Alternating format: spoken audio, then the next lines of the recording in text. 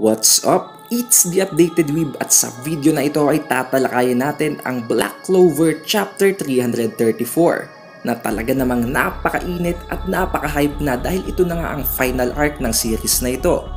Ang chapter na ito ay very unpredicted at full of revelations at mga roller coaster ng pangyayari na talagang aantayin at aabangan ninyo. Kaya kung gusto nyong malaman ang full concept or story na nasa loob ng Chapter 334 ay siguraduhin nyong tinapos nyo na ang video na ito. Kaya wag na nating patagalin pa at simulan na natin ang talakayan. Konting recap sa Chapter 333 ng Black Clover ay nagpakita na nga ang Wizard King na ang totoong katauhan ay si Lucius Zografis sa harap ni Asta. Ginamit niya ang kanyang time manipulation magic upang ma-force itong si Asta na gamitin ang kanyang Devil Union mode habang itinuturing nga at ine-state nitong si Lucius Zografis na si Asta ang flaw of the world. Knowing Asta naman na talagang napaka-persistent at hindi basta-basta susuko sa kahit na anong event at kahit na anong difficulty, kahit na sinabi na nga ni Lucius Zografis na mas malakas daw siya kay Julius Novachrono, ay hindi pa rin sumuko itong si Asta habang sinasabing I will surpass even the Wizard King. Kung nagugustuhan mo ang ating latest chapter reviews para sa Black Clover, One Punch Man at Jujutsu Kaisen, ay siguraduhin mo nang nakalike, nakasubscribe at na-ring mo na ang bell button para palagi kang updated and notified tuwing magkakaroon tayo ng mga latest chapter reviews. Then sa very first page pa lamang ng Chapter 334 ng Black Clover ay na-explain na agad ang panibagong power-up ng Devil Union mode ni Asta. After nga ng time skip, ay kaya nang gamitin ngayon ni Asta ang kanyang Devil Union mode for 10 minutes. Way back then ay kaya niya lamang gamitin ang Devil Union mode in full power ng 5 minutes lamang at matapos nga ang time skip ay nadagdagan na ito ng another 5 minutes making it 10 minutes duration. Sa paglelesen o pagbawas ng pag-release ng anti-magic at sa hindi paggamit ng anti-magic sa buong kanyang katawan kundi sa isang part lamang or by concentrating the anti-magic on a single point of body, extending the duration of the Devil Union mode was made possible at na-reach pa nga niya ang 10 minutes na maximum duration. Makikita din natin sa panel na ito na talagang denser at mas concentrated ang amount ng anti-magic na nabumuo ngayon sa kanyang kamay. At dahil nga mas concentrated na ngayon ang anti-magic na ina-exert niya kumpara sa paggamit niya ng anti-magic way back before, ay nasisiguro din nating mas malakas ngayon ang mga atake niya. Hindi man ito gaanong massive but mas effective at mas precise ang kanyang magiging atake at ang mga slashes. Without any hesitation ay agad niyang inatake itong si Lucius Zografis na hindi naman niya tinamaan dahil nga napakabilis din ang speed nito at nakikita nito ang future, which makes him somewhat of a omniscient being na sa Black Clover. Habang nangyayari ang laban na ito ay sinabihan na ni Asta si Sister Lily na lumayo na sa kanilang pinaglalabanan upang hindi na siya madamay. Habang ito namang si Lucius Zografis ay patuloy ang pagsispread ng kanyang magic or time manipulation spheres sa trajectory na dinadaanan ni Asta upang madelay nga ang kanyang atake. And it also serves as a precautionary measure para kay Lucius Zografis upang hindi siya agad malapitan ni Asta. It is also said here na ang time magic daw ay talagang invincible at walang kahit na ano in nature na kayang i-defy ito. To put it simply, time magic is the most superior magic in the whole universe of Black Clover. However, dahil nga sa existence ni Asta na gumagamit ng anti-magic, it makes Asta the only one that can defy time magic o kay Lucius Zografis. Makikita din natin sa panels na ito na ginagamit ngayon ni Lucius Zografis ang kanyang time manipulation spheres na para bang Rasengan habang ginagamit niya ito sa pag-raise ng walls, na easily namang napigilan nitong si Asta gamit ang kanyang Demon Destroyer Sword at ang kanyang nagsi-circulate na anti-magic all over the place. Dumating din sa point na nahawakan na ngayon ni Lucius Zografis itong si Asta at nasabi ngayon ni Lucius Zografis na tama nga ang kanyang hinala dahil mistulang ang hindi gumagana ang magic nitong si Lucius Zografis kay Asta at nasabi din niyang hindi nagbago ang pagkatao ni Asta matapos niya itong hawakan tulad na lamang ng ginawa niya kay Damnatio at sa kanyang other half na si Julius Novachrono. With that at hand ay naisip na agad nitong si Lucius Zografis na dahil yun sa anti-magic, kaya naman ang nag-iisang paraan lamang upang talunin si Asta ay ang physical combat attacks. Since kahit nga kayang mag-defy ng magic ng anti-magic ni Asta ay hindi naman nito mapipigilan ang lakas ng physical attacks. Dahil dito ay nag-came into realization na din si Asta na ginagawa ngayon ni Lucius Zografis ang ginawa ni Lucifero nang naglaban sila sa Spade Kingdom. And it only makes sense lamang ngayon na kinuha muna ni Lucius Zografis ang kapangyarihan ni Lucifero o maging ang kanyang physical capabilities upang matapatan ngayon si Asta. Dahil kung ang gagamitin nga lang naman niya ay ang kanyang magic at ang kanyang time manipulation ay hindi niya magagalaw si Asta since si Asta nga ay may anti-magic. But still, behind the overwhelming presence nitong si Lucius Zografis ay na-display pa rin ni Asta ang kanyang improvements matapos ang kanyang rough training, matapos ang time skip. Ipinagpatuloy ni Asta ang kanyang chain of attacks habang ginagamit ang lahat ng sword sa kanyang arsenal upang mapigilan niya itong si Lucius Zografis. Hanggang dumating na nga sa point na kung saan ay parabang na-backed into a corner na si Lucius Zografis kaya kinailangan niya nang gamitin ang kanyang full power. Habang sinasabing si Asta daw ay isang existence na talagang tinetreten ang peace ng mundo nang dahil sa kanyang anti-magic. Subalit hanggang nabubuhay daw itong si Lucius Zografis ay hindi niya hahayaan na maging threat itong si Asta sa peace na kanilang pinupursue. At this point ay nakita nating gumalaw na nga in a unusual pattern ang grimoire ng Wizard King at nakita nating nagpakita na ang cover page nito. Makikita natin na lumalabas na ang parabang mga antelopes or reindeer horns sa ulo nitong si Lucius Zografis habang sinasabing siya daw ay isinilang sa isang pamilya ng mga devil host.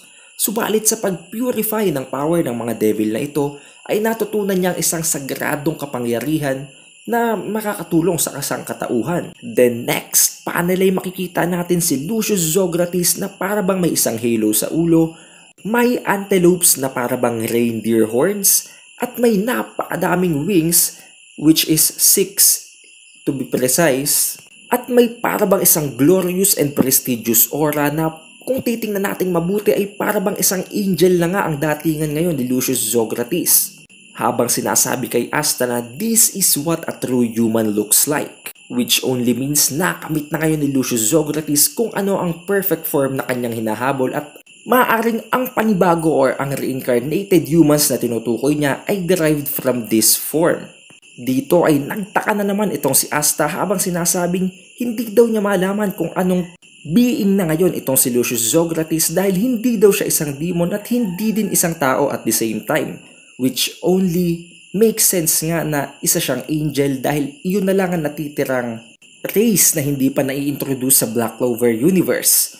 Dahil nga sa overwhelming presence na ito ni Lucius Zografis ay na-distract itong si Asta na dahilan kung bakit hindi niya na napansin at hindi niya na nasundan ang pattern ng teleportation ngayon ni Lucius Zografis. And the worst situation of all nga ay nakuha pa nitong si Lucius Zografis si Sister Lily habang hinahawakan ang kanyang ulo. Habang hineheld nitong si Lucius Zografis si Sister Lily as a hostage ay inexplain niya na kung ano talaga ang kanyang magic.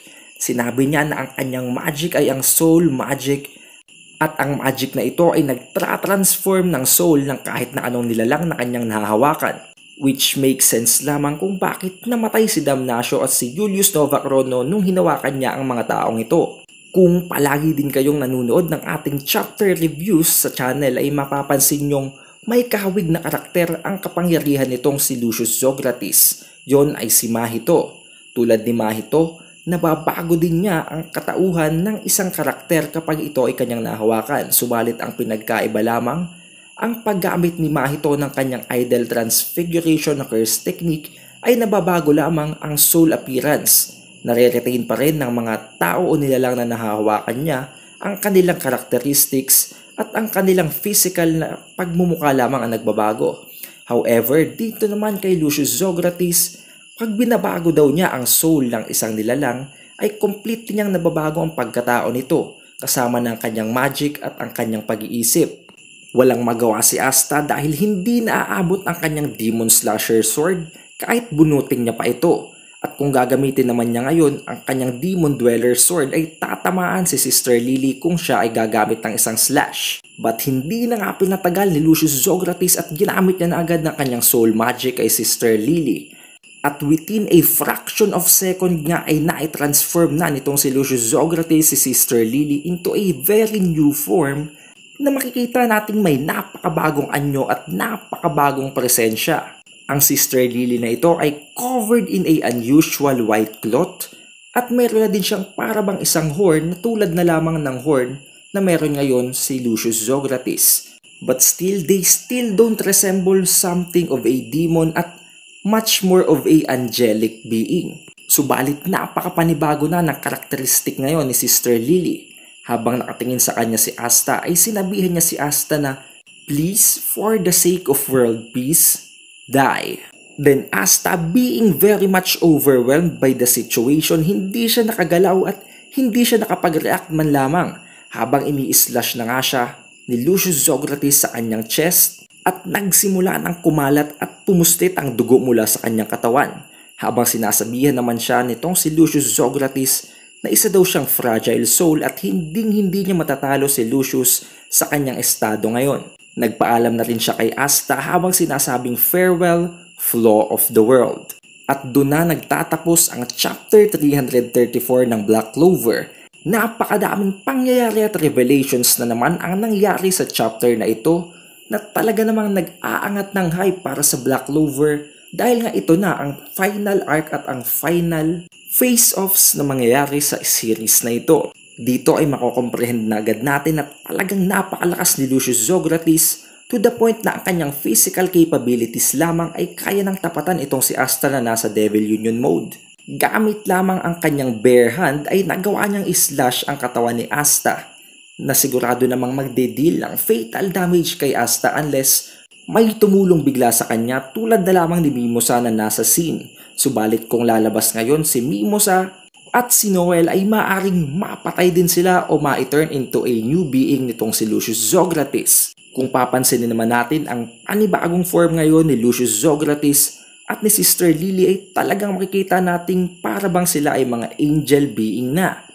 Does this mean na ang gustong buuhin na bagong race nitong si Lucius Zografis ay ang race ng mga angels? Kung tama nga ang ating hinala, does it mean na marami ng angels way back then? O maaaring si Lucius Zografis ang primordial angel at pinaplano niyang gumawa ng panibagong human race which is in the form of angels na derived sa kanyang superior form. And I've just come to a realization din na nasabi nga nitong si Lucius Zografis na gagamitin niya ang magic ng kanyang mga kapatid upang i-recreate ang mga humans. Maaring may natatago pang secrets ang Zografis siblings dahil nga kung papansinin natin, ang magkakapatid na Zografis na si Dante, Vanica, Zenon at si Lucius ay may koneksyon sa pag-create ng panibagong human race nga. Dahil ang magic ni Zenon ay ang bone magic, ang magic ni Vanica ay ang blood magic, ang magic ni Dante ay ang body or flesh magic at ang pinakahuli at pinakaimportante ay ang soul magic ni Lucius Zografis, which makes up all the requirements or all the elements in order to create another human being, na parabang sila ay destined o parabang ginawa na mga nilalang lamang para sa isang certain purpose. Isang napaka-devastating na chapter naman para kay Asta dahil matapos niyang ma-reject sa kanyang proposal kay Sister Lily, ay nakatanggap agad siya ng isang devastating news na patay na ang Wizard King at ang mismong taong pumatay sa Wizard King ay itinurn naman si Sister Lily into a new form na binago pa nga ang kanyang soul. Maaring sa next chapter ba ay dumating na si Yuno upang tulungan si Asta at nasa na rin nga ba ang Black Bulls ngayon? We will know about that sa susunod na release ng chapter 335 ng Black Clover. Kung nagustuhan mo ang chapter review natin na ito para sa Black Clover, ay siguraduhin mo nang nakalike, nakasubscribe at na-ring mo ng bell button para palagi kang updated tuwing magkakaroon tayo ng new chapter releases para sa Black Clover, Jujutsu Kaisen at One Punch Man. Muli, ito si Updated Weeb. I'll see you on the next one.